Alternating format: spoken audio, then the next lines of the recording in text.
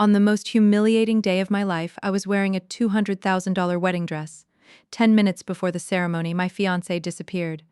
His tuxedo was still hanging in the groom's suite. His watch was on the table. Even his phone charger was still plugged into the wall. But he was gone. The hotel manager and the security team searched the entire floor.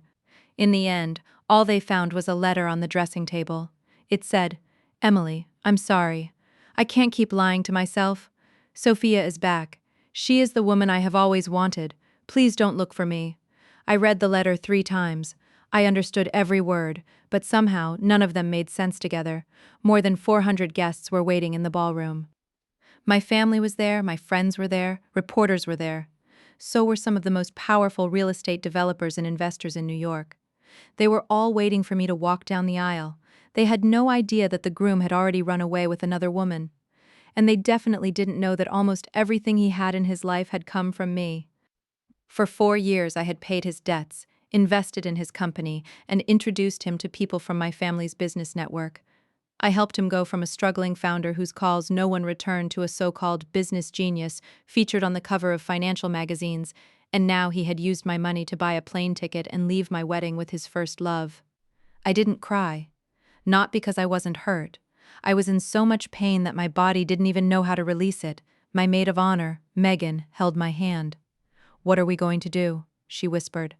I looked at myself in the mirror. My veil was perfect, my makeup wasn't ruined, but the woman staring back at me looked like a carefully decorated joke. I suddenly remembered the night before. Alexander had held me in his arms and said, "After tomorrow, we'll never have to be apart again." Now I understood. When he said we, he didn't mean him and me.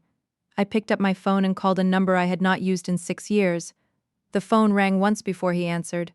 "Daniel," I said, "I need you to come to the hotel." He didn't ask why. He only asked one question. "Are you safe?" For the first time that morning, my eyes began to burn. "For now," I said. "I'll be there in 10 minutes. I ended the call, folded Alexander's letter, and placed it inside the hidden pocket of my wedding dress. Then I turned to Megan. "Tell the host the ceremony is starting on time." She stared at me. "But there's no groom." I looked toward the closed ballroom doors. "Then we don't need one. My name is Emily Carter, and I was 30 years old. Carter Group was founded by my grandfather. It started with 2 small hotels. By the time my father took control, it had become a major company involved in hotels, commercial real estate, and urban redevelopment. Whenever people talked about me, they usually mentioned my last name first. They said I had been born with everything most people would spend their entire lives trying to earn. They weren't completely wrong, but they didn't understand what it meant to grow up in a family like mine. From the moment you were old enough to speak, people watched you. One wrong sentence meant you had no manners. One bad grade meant you weren't good enough for the family. When you succeeded, people said it was because of your father. When you failed, they said it proved you had never deserved your position. When I was 22, I attended my first major project meeting for the company. There were 12 men in the room. Even the youngest one was at least 15 years older than me. I had barely started speaking when one of the board members laughed and interrupted me. "Emily, you should listen first," he said. "Young people are always in such a hurry to prove themselves." I didn't argue. I waited for him to finish. Then I presented my proposal. 3 months later, the company used that proposal to acquire an abandoned industrial property that everyone else had given up on. 2 years later, that project had generated almost $300 million in revenue. After that, no one ever told me to sit quietly and listen again. I thought I had become good at reading people. Then I met Alexander Reed. I first saw Alexander at a startup presentation. At the time, his company, Reed Urban, had been open for less than a year. He rented a small office, had only 8 employees, and had enough money to survive for maybe 2 more months. He stood on stage and presented a plan to redevelop an old neighborhood. His proposal wasn't perfect. Some of the numbers were incomplete, but when he talked about the people who lived in that neighborhood, there was something powerful in his eyes. He said he didn't want to remove longtime residents just to build expensive apartments for wealthy buyers. He wanted to preserve the community and create a place where lower-income families could still afford to live. At that moment, I believed he was a man with real values. After his presentation, none of the investors stayed to speak with him. I did. I walked over and asked if he could send me the full proposal. He looked at my business card. His first reaction wasn't excitement, it was suspicion. Why would Carter Group care about a project this small? Carter Group might not, I said, but I do, he smiled. It was the first time I had ever seen him smile. Looking back, maybe that was the moment he began calculating what I could do for him. But at the time, I thought he was different from the other men who only cared about my family name. We started meeting often. At first we only discussed the project, then we started having dinner together. We took walks, we stayed on the phone late at night. He brought me coffee when I worked late. He remembered that I hated cilantro. The first time my father met him, he didn't like him. My father said Alexander was too desperate to succeed. I defended him. I told my father that ambition wasn't always a bad thing. Now I understand that my father wasn't worried about Alexander's ambition. He saw the way Alexander looked at other people as if they were steps on a staircase. During the second year of our relationship, Alexander's company almost collapsed. A major investor suddenly pulled out, and the bank refused to extend his loan. At 2 in the morning, he sat on the floor of my apartment with his back against the couch. He didn't say a word. I had never seen him look so defeated. He told me he had put everything into the company. If the project failed, he would lose his career and owe more money than he could ever repay. I asked how much he needed. At least $3 million, he said. The next day I used my private investment fund as collateral. My father was furious when he found out. You can invest in a business, he told me, but don't lose your judgment because you love a man. At the time, I thought he simply didn't understand love. I told him Alexander was different. I said he only needed one real chance. Later, I learned something important. When a woman keeps telling everyone he's not that kind of man, it is often because she has already seen signs that he might be exactly that kind of man. She just isn't ready to admit it. My money saved Reed Urban. After that, I introduced Alexander to several business partners. He started getting better projects. He entered social circles that had once been completely closed to him. The media began writing about him. Business magazines called him a self-made real estate star. During interviews, he rarely mentioned me.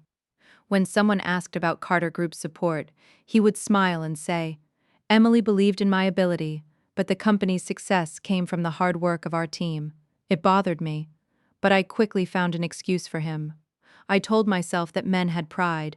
He just wanted people to believe he had earned his success. So I continued fixing the problems he didn't want to admit he had.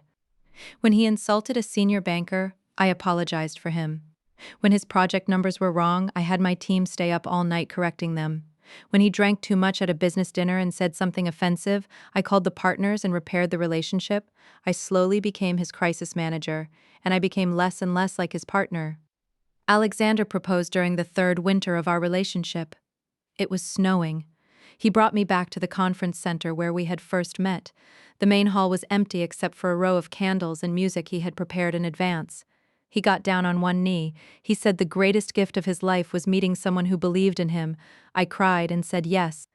Now I realize how honest that statement really was. He didn't say the greatest gift of his life was falling in love with me. He said it was meeting someone who believed in him. What he needed was my trust.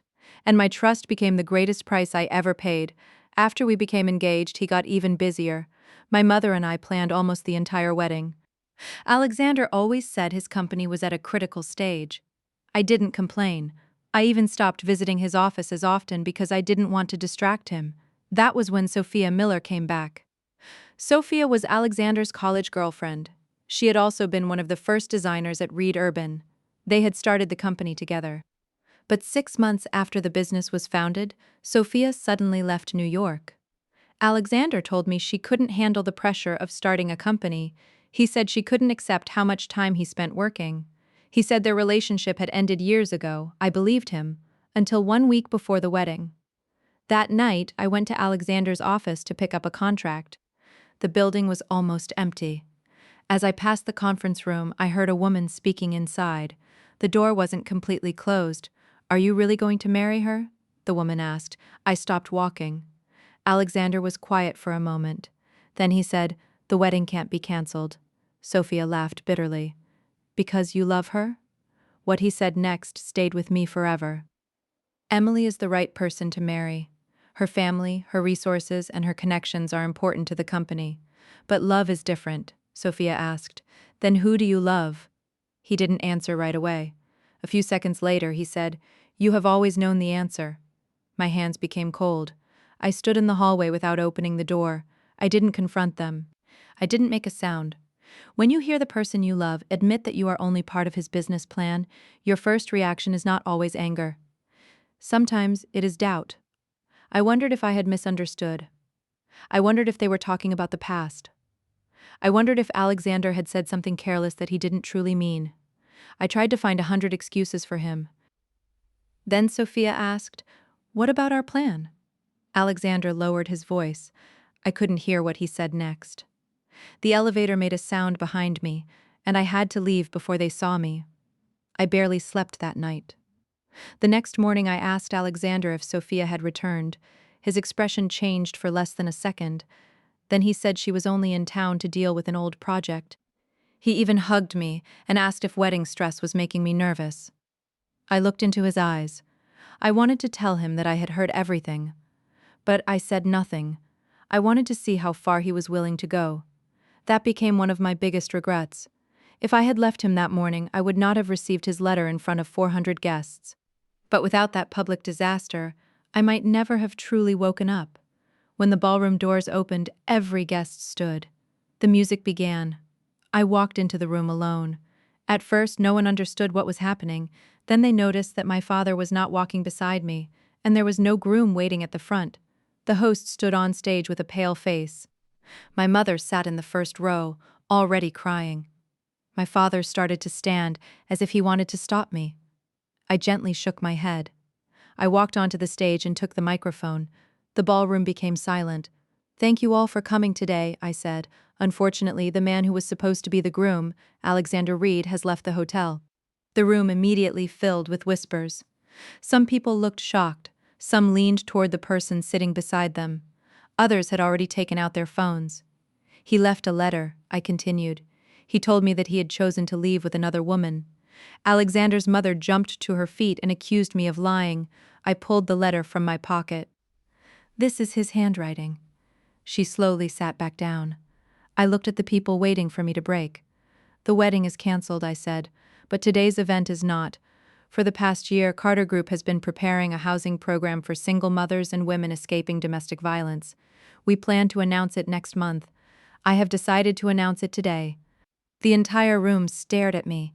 Even my father didn't know what I was about to do. "The food, the venue, and every resource prepared for today will be used to launch that program. You may leave if you want, or you may stay and witness a woman lose a wedding without losing her life." No one moved. Then the ballroom doors opened again. Daniel Walker walked inside. He looked calmer and more confident than I remembered. He wore a dark gray suit, and there was still rain on his coat. He didn't look at the people holding up their phones. His eyes stayed on me. Daniel was the head of Walker Capital. Over the previous 5 years, his investment company had almost never backed a failed project. Alexander hated being compared to him.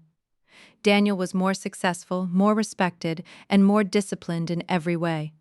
But very few people knew that Daniel and I had met in college. Back then, he wasn't a powerful investor. He was a scholarship student who worked 2 jobs to pay his expenses. We had once been very close. Then I joined my family's company, and he moved to London later. I met Alexander. Daniel walked toward the stage. "Would you be willing to become a joint investor in this housing program?" I asked him. The room filled with whispers again. It was a sudden request. There was no contract. There had been no formal negotiation. If Daniel said no, I would be publicly rejected for the second time that day. He looked at me for several seconds. "Walker Capital will fund the entire first phase," he said. I stared at him. "That was far more than I had planned to request. But I have one condition," he continued. Every camera turned toward him. "Emily must have full control of the project. No one, including Walker Capital, will make decisions without her approval." The tears I had been holding back nearly escaped. He didn't say he was there to protect me. He didn't present himself as the man who had come to save me. In front of everyone, he simply returned control of my life to me. I held out my hand, he took it. The applause started slowly, then the entire ballroom joined in. My wedding became a project launch. My fiancé had left with another woman, and for the first time, I didn't clean up a man's mess. I made a decision for myself. 1 hour later, Alexander came back. The event had just ended, and most of the reporters were still inside. He rushed through the doors with a wrinkled shirt and an angry expression. Sophia was not with him. The first thing he saw was Daniel standing beside me. His panic immediately turned into rage. "So this was your plan?" he shouted. He pointed at Daniel. "You two were already together, weren't you?" I looked at him and barely recognized the man in front of me. Only a few hours earlier, he had left a letter saying he needed to follow his heart. Now he was acting like a betrayed husband. I held up his letter. "You were the one who left." He said he had only needed time to think. "With Sophia?" I asked.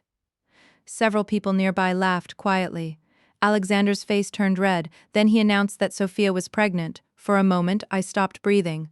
I already knew he had betrayed me, but the word pregnant cut into a part of me I had not prepared to lose. He saw the pain on my face. So he continued, "She is carrying my child." I couldn't abandon her. "When did it start?" I asked. He didn't answer. That told me everything. It had not begun a few days before the wedding. It had not even begun when Sophia returned to New York. They had never truly ended. There had been another woman inside my relationship for 4 years. Daniel stepped forward. I stopped him with my hand. I didn't need another man to speak for me. "Why did you come back?" I asked Alexander. He looked around the ballroom. "Cancel your partnership with Daniel." I almost laughed. He had not returned because he regretted leaving me. He had not returned because he was worried about me. He had seen the news that Walker Capital had joined my project. He was afraid of losing access to Carter Group. "Emily, what happened between us should be handled privately," he said. "Don't bring the companies into this. When you used my connections to raise money, why didn't you worry about bringing the companies into our relationship?" His face became pale. He knew I was going to investigate him. On the first night after the wedding, I did not return to my apartment. Daniel arranged for me to stay at a hotel owned by Walker Capital. It wasn't because I was afraid of Alexander. It was because my phone had already received dozens of messages from strangers. Some called me cold. Some claimed Daniel and I had been having an affair. One person even sent me a photograph of the entrance to my apartment building. The public story changed very quickly. Several gossip accounts posted information from anonymous sources. They claimed Alexander had not abandoned the wedding. They said he had discovered that Daniel and I had been secretly involved for years, and he had left because he was heartbroken. Sophia also posted a video. She cried and said she had never wanted to destroy anyone's marriage. She said she could not abandon the father of her unborn child. In the video, she looked weak and innocent. I became the wealthy, powerful woman using her family to punish true love. Daniel told me not to read the comments. I read every one. Not because I wanted to hurt myself. I finally understood that this was not just a romantic betrayal. It was a planned media attack. Alexander knew running away from his wedding would have consequences. So he and Sophia needed to make me look like the villain. That was the only way he could protect his company, investors, and reputation. "Did you already know something was wrong with him?" I asked Daniel. He became quiet. "Answer me." "I've been investigating Reed Urban for 6 months. My heart dropped." "Why?" "They stole data from 2 development projects. One of them belonged to Carter Group." I stood. "Why didn't you tell me?" "I didn't have enough evidence. Or did you think I wouldn't believe you?" Daniel didn't deny it. My anger shifted toward him. "So everyone decided I wasn't allowed to know what was happening. Alexander was using me. You were investigating him, and everyone else decided when I was ready to hear the truth. I didn't want to destroy your marriage without evidence," Daniel said. "But it was my marriage." The room became silent. After a long moment, he said, "You're right. I'm sorry." He didn't make excuses. He didn't try to defend himself, but I still asked him to leave. That night, I couldn't trust any man who claimed he was hiding something for my own good. The next morning, I returned to the office. My father had already gathered our lawyers and financial investigators. We began reviewing every transaction and partnership between Carter Group and Reed Urban. The deeper we looked, the worse it became. Alexander had used my name when speaking to banks. He had suggested to several investors that Carter Group would guarantee Reed Urban's debts. There were even 2 documents with electronic signatures that appeared to be mine. I had never seen either document. He had not only used my emotions, he had forged my approval.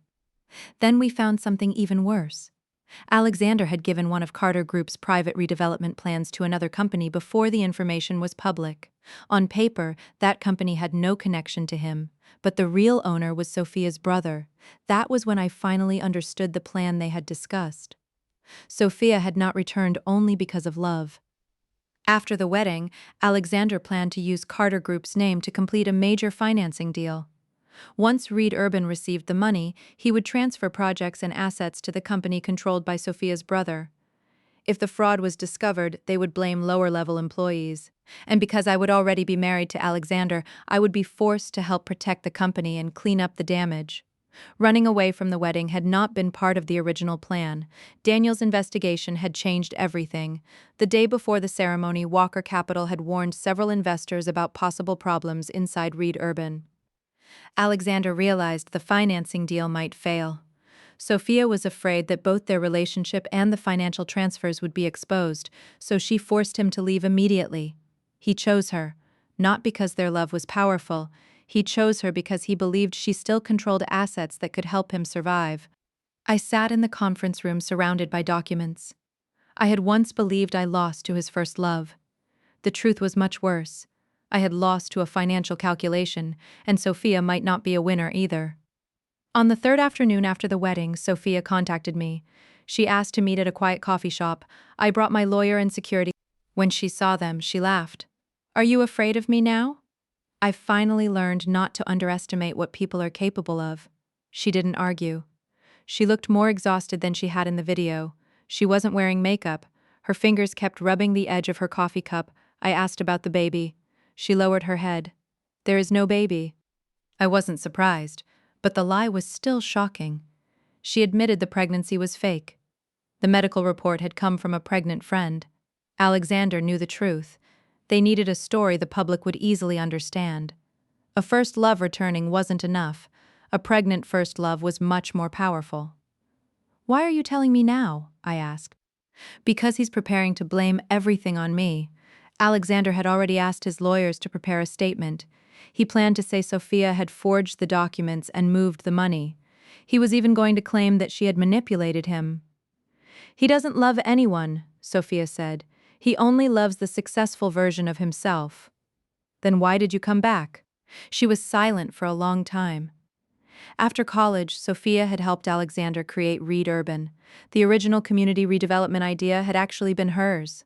But after the company received its first investment, Alexander slowly removed her from important decisions. They fought and broke up. Sophia left New York. Years later, Alexander contacted her again. He told her that success had made him realize he had always loved her. He said he was only marrying me to gain access to Carter Group. He promised he would divorce me once the financing deal was complete. Sophia believed him. She was angry and bitter. She believed the company should have belonged to both of them. She wanted her career back. She also wanted the man she believed had been taken from her. I didn't feel sorry for her. She knew I existed, and still chose to participate in the deception. But for the first time, I understood that Alexander used the same method on every woman. He made each of us believe we were the special one. Then he used our love, guilt, and anger to create value for himself. Sophia placed a small USB drive on the table.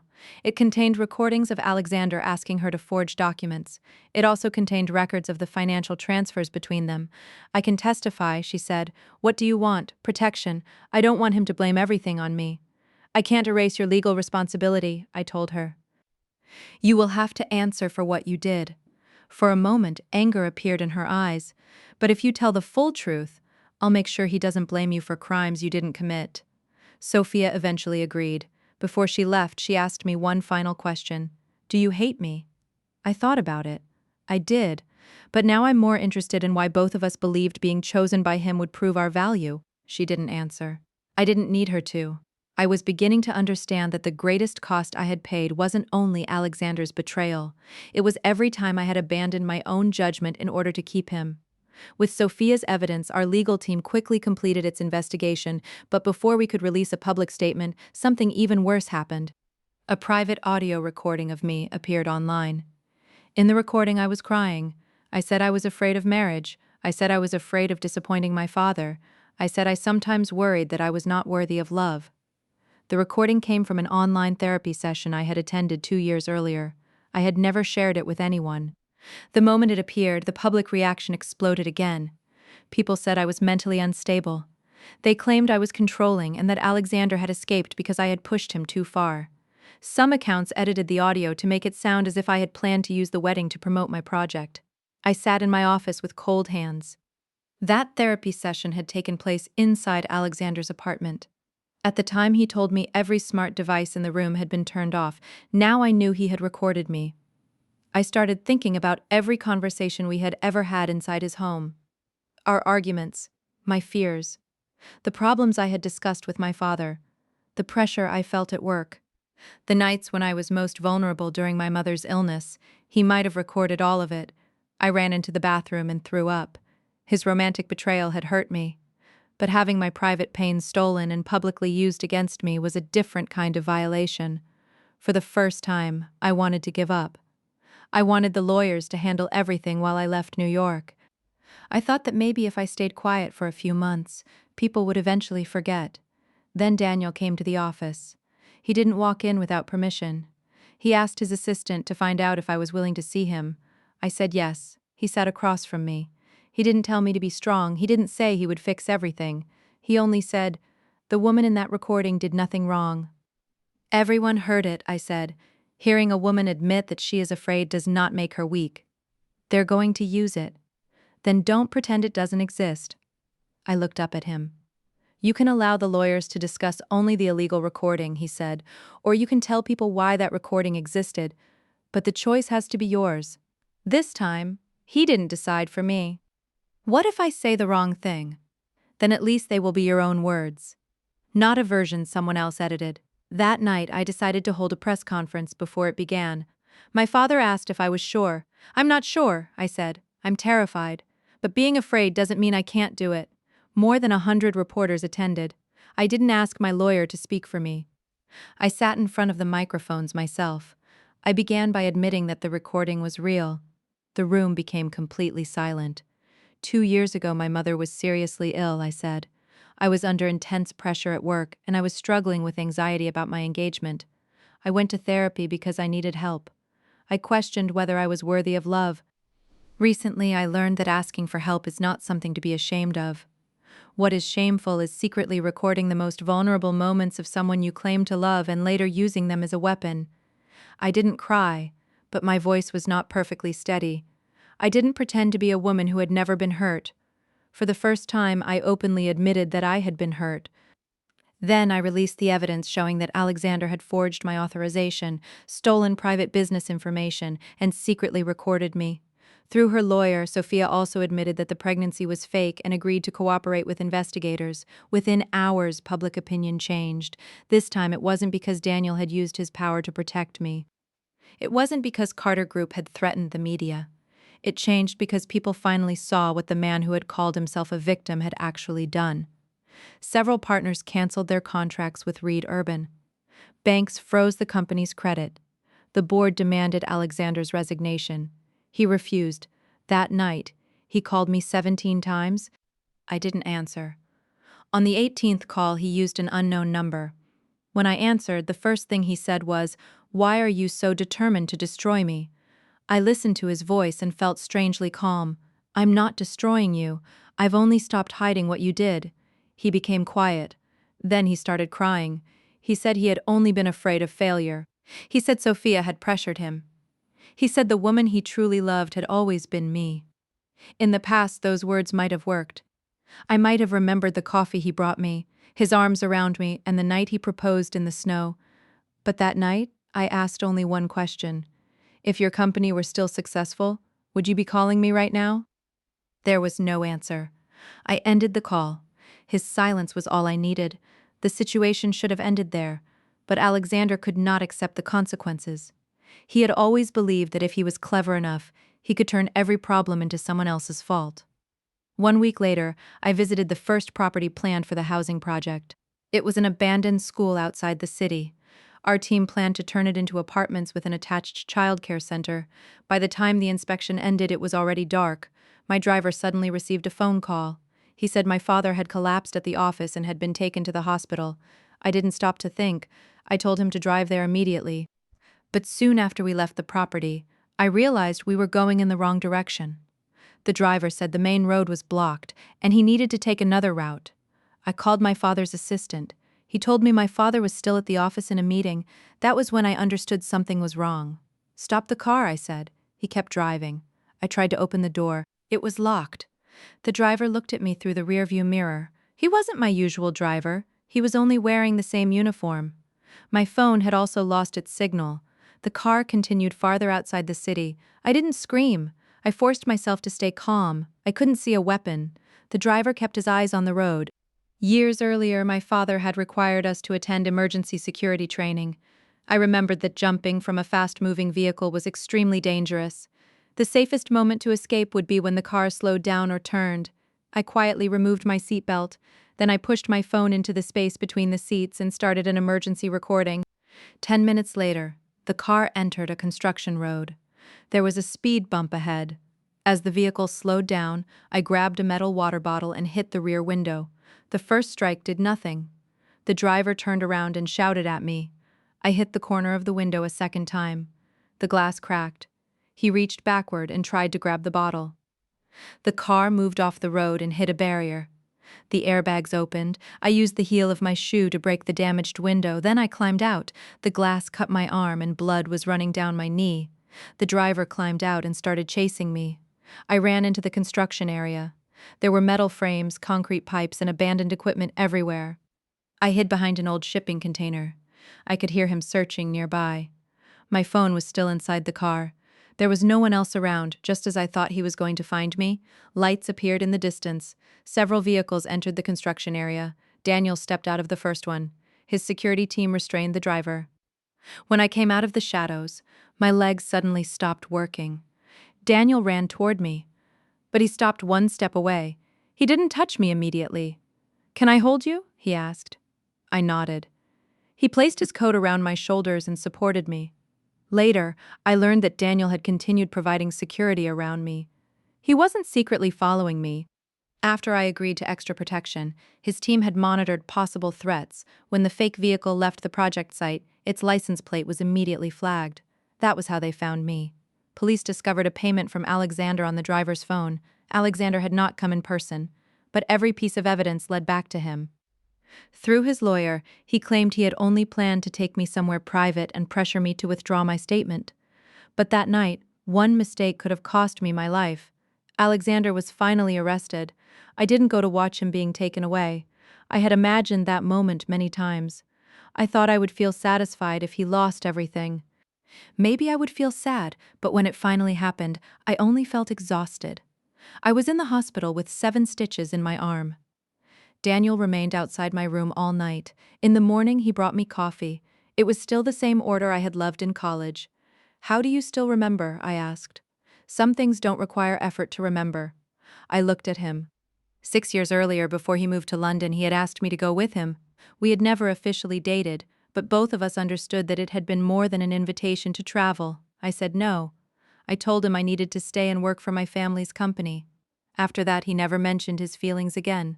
"If I had gone with you," I asked, "would everything have been different?" "Maybe, but I don't want you to believe there was only one correct choice in your past just because you were hurt later." He spoke carefully. "The woman you were then made the decision she wanted to make. The woman you are now should do the same." "What do you want now?" I asked. He looked at me for a long time. "I want to stay beside you, not because you need to be rescued, and not because Alexander left. I want to wait until you trust your own judgment again. Then you can decide if you want to trust me." For the first time, I reached for his hand. There was no promise. We didn't begin a relationship that day. I simply allowed him to stay. 2 months later, Reed Urban officially entered bankruptcy. Alexander faced charges related to forged documents, commercial theft, illegal recording, attempted kidnapping, and financial fraud. Because Sophia had provided evidence and cooperated with investigators, she received a lighter outcome. Before leaving New York, she sent me an email. She said she was moving back to Seattle to work as an architect again. She did not ask me to forgive her. She only wrote, "I used to think that winning Alexander would prove that I was more important than you. Now I understand that neither of us should have allowed the same man to decide our value." I didn't reply. I could understand what had happened without allowing her back into my life. I no longer hated her. But I didn't need to rebuild a friendship with everyone who had hurt me. That was another lesson I had learned. Forgiveness does not always mean reopening the door.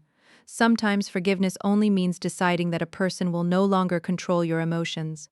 The housing project moved forward quickly. Daniel did provide most of the money for the first phase, but he never made decisions for me. During our first major project meeting, one of the managers directed every question toward Daniel. Daniel stopped him. "Emily is leading the project. You should be asking her." It was a small moment, but it made me realize something. During our 4 years together, Alexander had never done that. He always accepted praise that should have belonged to me. Daniel returned the attention to the person who had earned it. We still disagreed while working together. Daniel was not always right, and I no longer stayed quiet just to keep the peace. Once we had a serious argument about the project budget. I left the meeting expecting him to ignore me or threaten to walk away, just as Alexander had done. 30 minutes later, Daniel knocked on my office door. "I still disagree with your plan," he said, "but the way I spoke to you was wrong. We can continue the conversation." That was when I truly understood the difference between a healthy relationship and the one I had survived. Healthy love does not mean two people never argue. It means you are still safe to express yourself during and after the disagreement. You do not have to fear that one difference of opinion will make the other person leave. 6 months later, the first apartment building was complete. On the opening day, a woman arrived with her 2 children. She had spent 8 months in a shelter after escaping an abusive husband. She stood in the sample kitchen and kept running her hand over the counter. A staff member told her the application had been approved. The apartment would be her permanent home. She started crying. She said it was the first place she had ever lived where she didn't have to fear someone breaking down the door in the middle of the night. I stood outside the room with tears in my eyes. On my wedding day, I had only wanted to turn a public humiliation into something useful. I had never imagined that the sudden decision would change another person's life. Daniel stood beside me. "You did it," he said. "We did it." He shook his head. "Money can come from many places, but the decision came from you." That night, the project team held a small celebration. After everyone left, Daniel took me to the roof. There were no roses.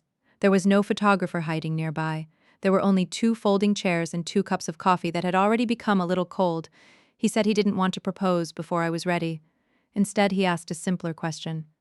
"Would you like to officially be in a relationship with me?" I laughed. "Aren't we already?" "I want to hear you say it." I looked at the man who had waited for me for years but had never used his waiting to pressure me. "Yes," I said, "I would." There were no 400 guests. There were no business agreements. Neither of us had anything to prove. It was only an ordinary night. But it was the first time I felt that my choice belonged completely to me. We didn't get married right away. I needed time to learn how to trust again. Daniel never rushed me. Sometimes I became anxious when he replied to a message late. Sometimes seeing him travel with a female colleague made me suspicious, even when there was no reason to be. Some nights, I woke up thinking about the letter Alexander had left inside the bridal suite. Daniel never told me to forget the past. He only asked what I needed in that moment. Sometimes I needed him to explain his schedule. Sometimes I needed a hug. Sometimes I needed to be alone. He respected all of it. Slowly, I understood that a new relationship does not automatically heal old wounds. Healing was my responsibility. Daniel's role was not to create new ones. 1 year later, I returned to the hotel where my first wedding had been held. The ballroom had been renovated. I stood at the entrance and realized that I didn't feel as much pain as I expected. The memory was still there, but it no longer felt like a knife. It felt more like a scar that had already healed. It reminded me that I had been hurt. It also reminded me that I had survived. Daniel walked over and asked why I had wanted to return. I wanted to see the woman who believed her life was ending that day, and tell her she was wrong. We got married the following spring. The ceremony wasn't held at a luxury hotel. It took place in a small garden in the center of the housing project. There were fewer than 40 guests. My father was there. Megan was there. Daniel's mother was there, and so were the people who had truly supported us. I wore a simple white dress. There was no long train. There was no heavy veil covering my face. Before the ceremony began, Daniel waited for me at the garden entrance. When I reached him, he didn't give a long, rehearsed speech. He only said, "I can't promise that life will never disappoint you, but I promise I will never ask you to lose yourself in order to love me." When it was my turn, I looked at him. I thought about Alexander. I thought about the wedding he abandoned. I thought about the money, time, dignity, and judgment I had sacrificed for one man. I used to believe that love always required a painful price. I thought I had to understand him, wait for him, save him, forgive him, and explain his behavior even after he hurt me. Now I knew better. Love does require effort, but the price of healthy love should never be your dignity, boundaries, or future. I used to confuse being needed with being loved, I told Daniel. I thought that if a man couldn't live without me, he would value me. You taught me that real love is not about being unable to survive alone. It is about two people who can stand on their own and still choose to stand together. Daniel's eyes filled with tears. I held out my hand. The ring he placed on my finger did not represent a family name, an investment, or a business alliance. It represented two people making a free and honest choice. Alexander once believed that leaving me on our wedding day would destroy my life. He believed I would always be remembered as the woman who had been abandoned. He thought my name would forever be tied to that public humiliation. But he was wrong. That was not the day my life ended. It was the day I finally chose myself. I lost a wedding, but I found my judgment again. I lost a man who needed me to constantly prove my value, and I found a man who never asked me to make myself smaller. I finally understood that some people do not leave because you are not good enough. They leave because you are no longer willing to serve their needs. Their decision to leave is not a judgment of your value. It is only the end of the way they used you. So if you are in a relationship that constantly makes you question yourself, remember this: someone who truly loves you will not stay close only when you are useful. He will not feel threatened by your strength. He will not ask you to hide your light to protect his pride. And he will never collect your most vulnerable moments to use against you later. Real love helps you become more like yourself. It does not make you forget who you are. I was abandoned by the wrong man on my wedding day, but later, I learned that being abandoned is not always a failure. Sometimes it is life pulling you out of the wrong future in the most painful way possible. That day, Alexander left with another woman. He also took the last of my illusions with him. I stayed behind. For the first time, I didn't chase him. I didn't explain myself. I didn't try to save anyone. I simply turned around and began rebuilding my life. And this time, I refused to leave myself behind.